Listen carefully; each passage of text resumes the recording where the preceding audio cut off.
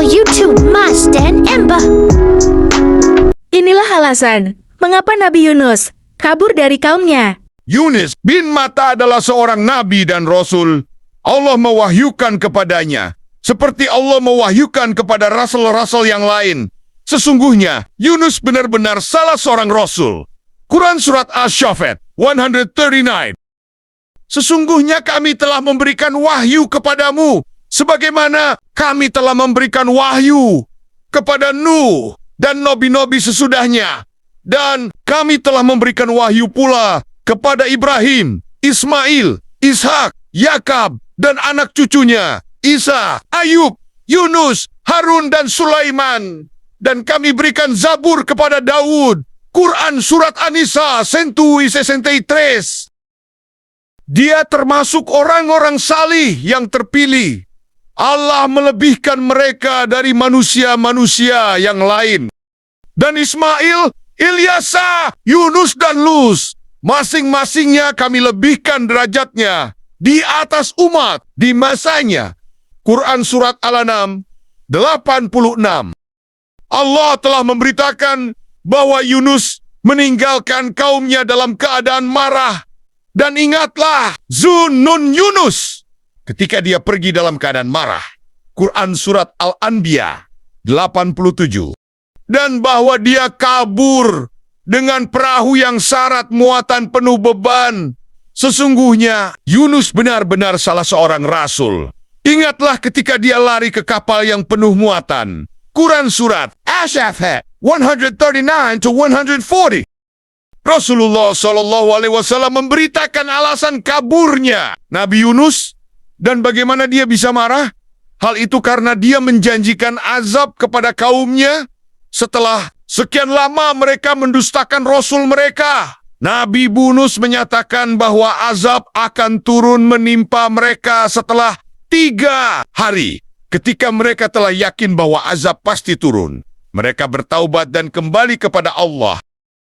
Mereka menyesali sikap mereka yang mendustakan Rasul mereka dan keadaan mereka. Sebagaimana yang diberitakan oleh Rasulullah di dalam hadis ini, mereka memisahkan anak hewan dari induknya dan anak manusia dari ibunya.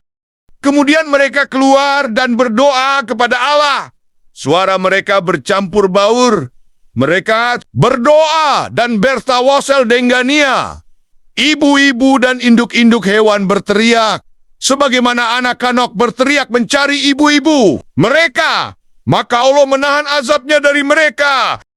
Syekh Umar Sulaiman Al-Ashqar dalam bukunya berjudul Kisah-Kisah Syahid dalam Al-Quran dan Sunnah menyebut kisah tentang alasan Nabi Yunus marah dan kabur, tertuang dalam hadis yang diriwayatkan oleh Ibnu Abi Syaibah dalam Musannaf .11 541, nomor 1195, Kitab Fadail Yunus, Suyuti dalam Maduro, menisbatkannya kepada Ibnu Abi Syaibah dalam Musannaf, Ahmad dalam Azud, Abd bin Humaid, Ibnu Jarir, Ibnu Munzir, Ibnu Abi Hatim dari Ibnu Mas'ud, dan Hafiz Ibnu Hajar menukil sepenggal darinya, dan dia menyatakan bahwa riwayat Ibnu Abi Hatim adalah sahih. Fathul Bari 6/452 hadis ini disyahihkan oleh Syekh Ibrahim Al-Ali dalam Al-Hadis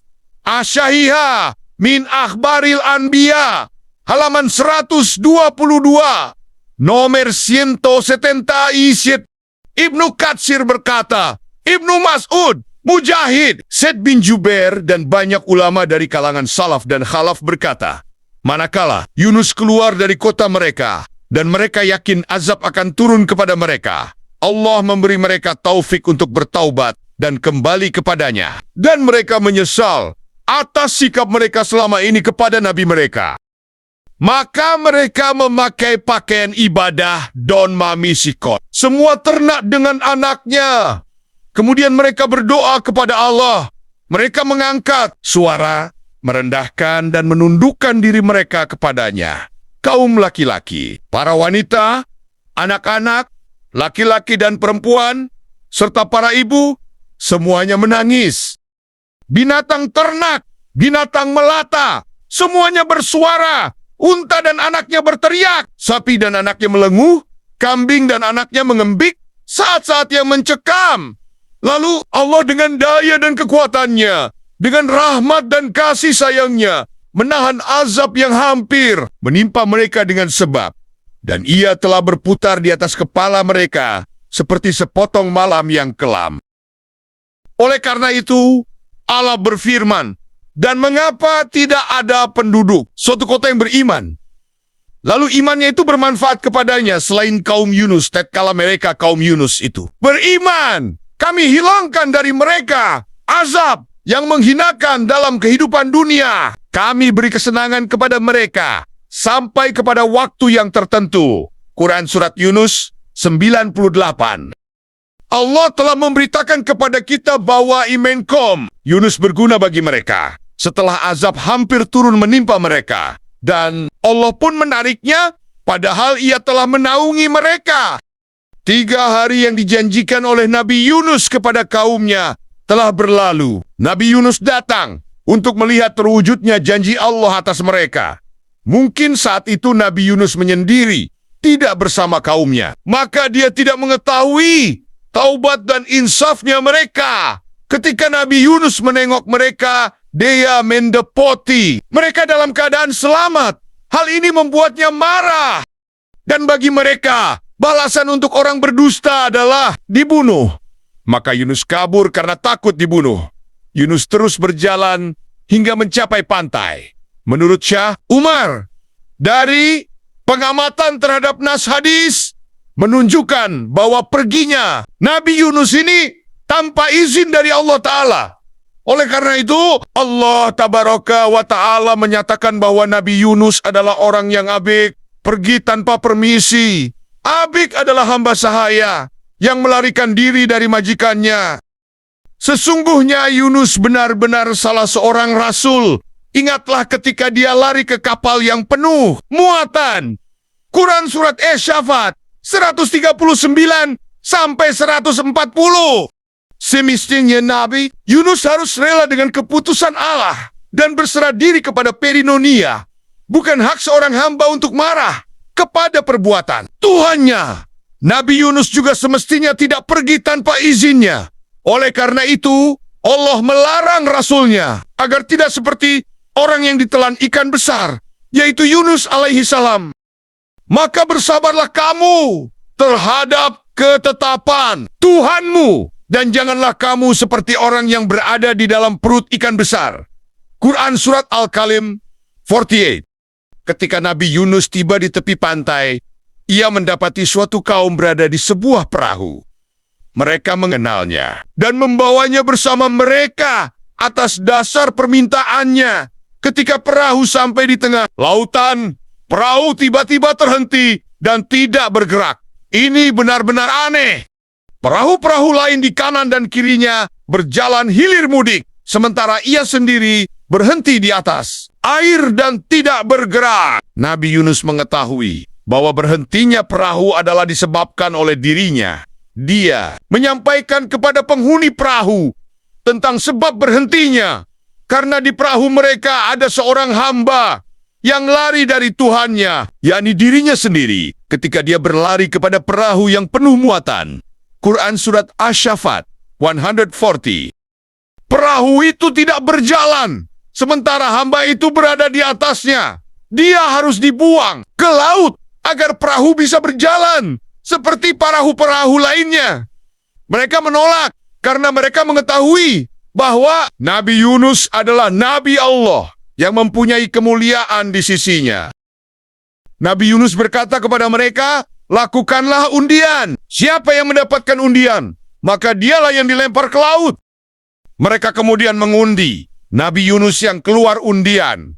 Hingga diulang kedua dan ketiga kalinya, selalu nama Nabi Yunus yang keluar. Dan undian inilah yang dimaksud oleh firman Allah.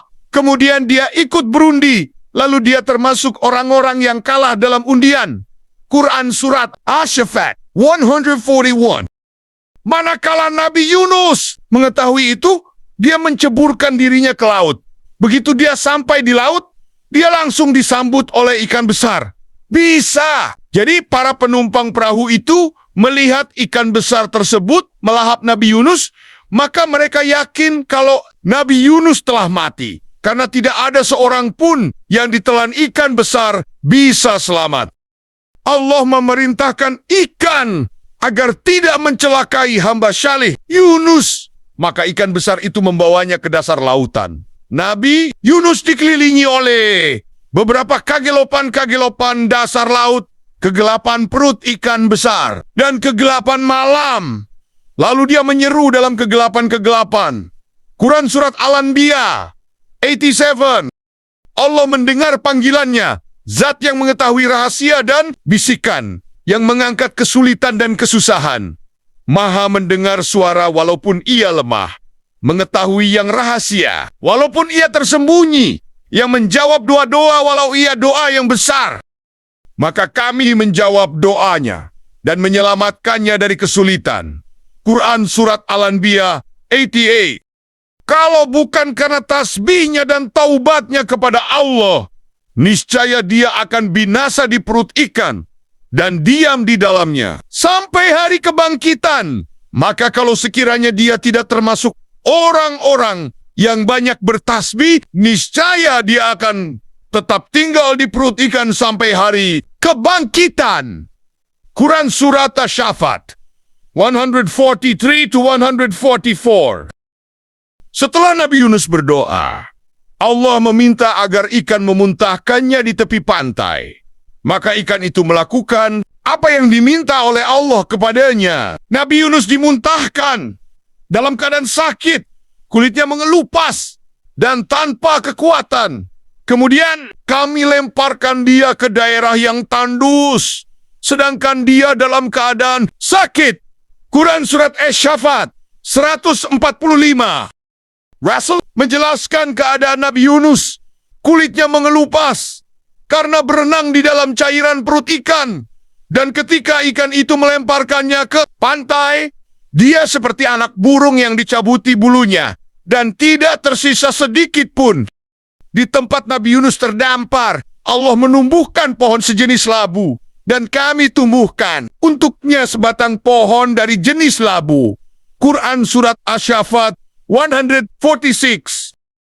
Pohon sejenis labu yaksin.